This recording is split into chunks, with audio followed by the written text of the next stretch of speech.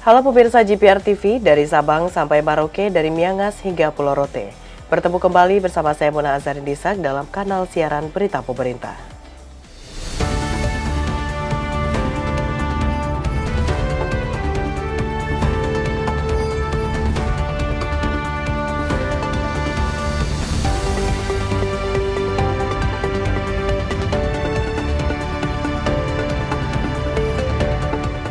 Pemirsa, kita ke informasi pertama. Kementerian Ketenagakerjaan berkomitmen untuk melindungi hak-hak pekerja PT Sri Rezeki Isman Tbk yang tengah menghadapi proses hukum. Menteri Ketenagakerjaan Yasirli menekankan pemerintah akan terus berkoordinasi dengan lintas kementerian demi memastikan stabilitas ketenagakerjaan.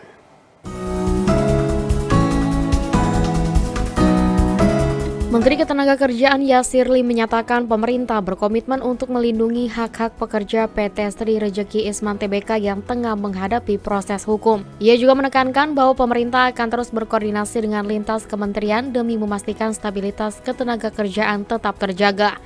Dalam keterangan pers di Jakarta usai mengikuti rapat terbatas bersama Presiden Prabowo Subianto, Yasirli mengungkapkan, saat ini Kementerian Ketenagakerjaan juga telah mengutus Wakil Menteri untuk mengawasi dan memantau kondisi di Sritex secara langsung dengan menyiapkan 162 tenaga pengawas di Jawa Tengah untuk memastikan komunikasi dan koordinasi dengan manajemen Sritex berjalan baik. Selain itu, untuk menjaga stabilitas ekonomi dan kesejahteraan pekerja PT Sritex, pemerintah juga nantinya akan berkoordinasi dengan Dewan Pengupahan Nasional dan seluruh gubernur di Indonesia untuk memastikan kebijakan UMP yang tepat disesuaikan dengan data terbaru mengenai pertumbuhan ekonomi dan inflasi yang dirilis pada awal November.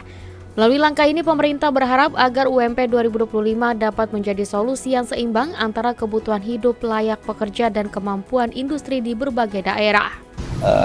Untuk memastikan bahwa semua hak-hak dari para pekerja di Sritex itu tetap terpenuhi, mereka tetap tenang. Dan kemarin saya sudah mengutus Wakil Menteri Tenaga Kerja untuk ke sana. Dan insya Allah menggembirakan dan hasilnya baik. Pemirsa, pemerintah melakukan langkah tegas atas nasib puluhan ribu karyawan PT Sritex usai dinyatakan pilot. Wakil Menteri Ketenagakerjaan Immanuel Ebenezer meminta agar PT Sritex menjamin nasib karyawannya. Kasus pilot PT Sri Rezeki Isman yang dinyatakan oleh Pengadilan Niaga Semarang menarik perhatian Presiden Prabowo. Selain dinyatakan pilot, Sritex juga terancam didepak atau delisting dari Bursa Efek Indonesia. Hal itu lantaran sahamnya telah disuspensi lebih dari 30 bulan. Merespon hal ini, Wakil Menteri Ketenagakerjaan Immanuel Ebenezer gerungan mengunjungi ke PT Sri Rezeki Isman Tbk atau Sritex di Sukaharjo, Jawa Tengah. Kehadiran wamenakar langsung diterima oleh Presiden Direktur PT Sritex Iwan Kurniawan Lukminto beserta ribuan karyawan dan pekerja perusahaan tersebut. Noel mengaku kehadirannya di Sritex untuk menindaklanjuti langkah Presiden Prabowo yang sudah menugaskan 4 kementerian untuk memastikan tidak ada karyawan yang putus hubungan kerja atau PHK. Ketika mendapatkan informasi Sritex pilot, Presiden Prabowo langsung tugaskan 4 menteri, Menteri Keuangan, BUMN, Perdagangan, dan Menteri Tenaga Kerja. Nah, ini bentuk hadirnya saya ini adalah atas perintah Presiden. Apakah ada arahan dari Presiden Prabowo untuk mengambil alih saham Sritex mungkin untuk menyelamatkan Sritex? Untuk sampai di sana tidak ada. Yang jelas tugas saya melihat kawan-kawan buruh di PHK atau tidak. Jawabannya tadi ya. Di Sritex ini tabu kata PHK. Di kesempatan yang sama, Iwan Kurniawan Lukminto menyebut saat ini PT Sritex tengah melakukan upaya kasasi ke Mahkamah Agung. Pihaknya berharap putusan MA bisa membatalkan putusan Pengadilan Niaga. Kami menangani masalah ini dengan serius dalam arti kita mengupayakan sekuat tenaga untuk naik banding di Mahkamah Agung supaya Mahkamah Agung memberikan satu putusan untuk mencabut atau membatalkan keputusan Pengadilan Negeri Semarang tanggal 21 Oktober yang lalu. Menteri Pertanian Andi Amran Sulaiman mengumpulkan Direksi BUMN Pangan dan Kepala Badan Pangan Nasional untuk membahas kolaborasi dalam mencapai target swasembada pangan di Kabinet Merah Putih. Dalam pertemuan ini, Andi Amran Sulaiman menggarisbawahi perlunya kolaborasi strategis untuk mengoptimalkan potensi lahan dan produksi BUMN dalam memenuhi kebutuhan pangan dalam negeri. Menteri Pertanian Andi Amran Sulaiman mengumpulkan Direksi BUMN Pangan dan Kepala Badan Pangan Nasional untuk membahas kolaborasi dalam mencapai target swasembada pangan di Kabinet Merah Putih.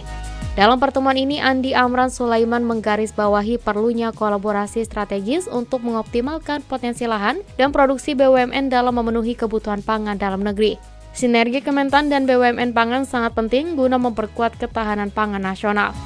Menteri Pertanian Andi Amran Sulaiman juga turut berpesan agar cadangan pangan nasional melalui sinergi bersama Perum Bulog. Menteri Amran mengatakan bahwa Bulog memiliki peran penting dalam menjaga cadangan pangan. Tak hanya itu, kolaborasi strategis juga penting untuk mengoptimalkan potensi lahan dan produksi BUMN dan memenuhi kebutuhan pangan dalam negeri. Adapun perusahaan yang hadir dalam rapat koordinasi dengan Mentan yakni ID Food, PT Pupuk Indonesia Holding Company, Bulog, dan PT PN. Amran juga menyampaikan rencana kerjasama dengan PT Perkebunan Nusantara untuk meningkatkan produksi sawit dan gula nasional, sehingga ia meminta PT PN menciptakan klaster kebun unggul yang dikelola secara profesional dan berteknologi modern. Cadangan harus kita perkuat, kemudian off-taker untuk padi, jagung, dan seterusnya, ini betul-betul harus dijaga dengan baik, karena itu sangat menentukan petani kita. Rugi atau untung. Kalau kita mau swasembada, kita harus jaga petani kita berada pada posisi untung. Kementerian Kelautan dan Perikanan melakukan uji coba makan bergizi gratis dengan menu ikan di Pulau Untung, Jawa, Kepulauan Seribu bersama unit pelaksana teknis di bawah naungan KKP. Wakil Menteri KKP Didit Herdiawan mengatakan bahwa asupan protein ikan dalam program makan bergizi gratis sangat baik untuk kesehatan, utamanya menyasar kelompok prioritas seperti anak-anak hingga ibu hamil.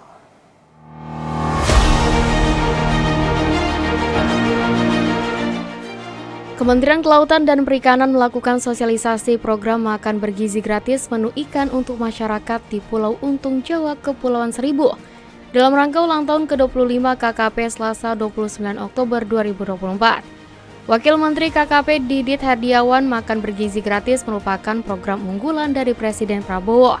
Adapun inisiatif program ini ditujukan untuk meningkatkan gizi bagi anak-anak hingga ibu hamil. Makan bergizi ini merupakan program dari Bapak Presiden Prabowo Subianto, yang mana kami juga ditemani oleh rekan kami dari Badan Gizi Nasional untuk bisa mengkolaborasikan kegiatan ini berjalan bersama-sama. Nanti ke depannya juga akan dilaksanakan kegiatan makan bergizi bagi anak-anak dan ibu-ibu hamil.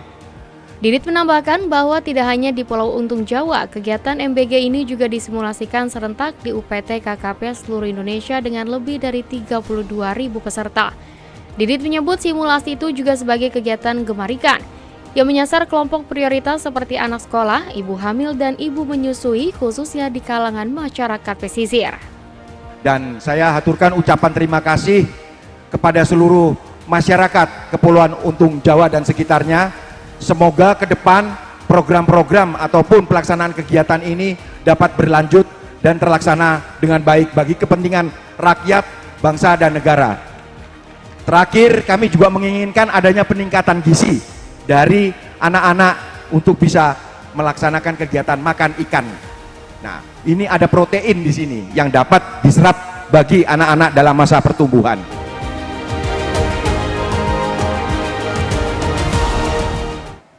Pemirsa, usai jeda pariwara, kami akan kembali dengan informasi lainnya. Tetaplah bersama kami.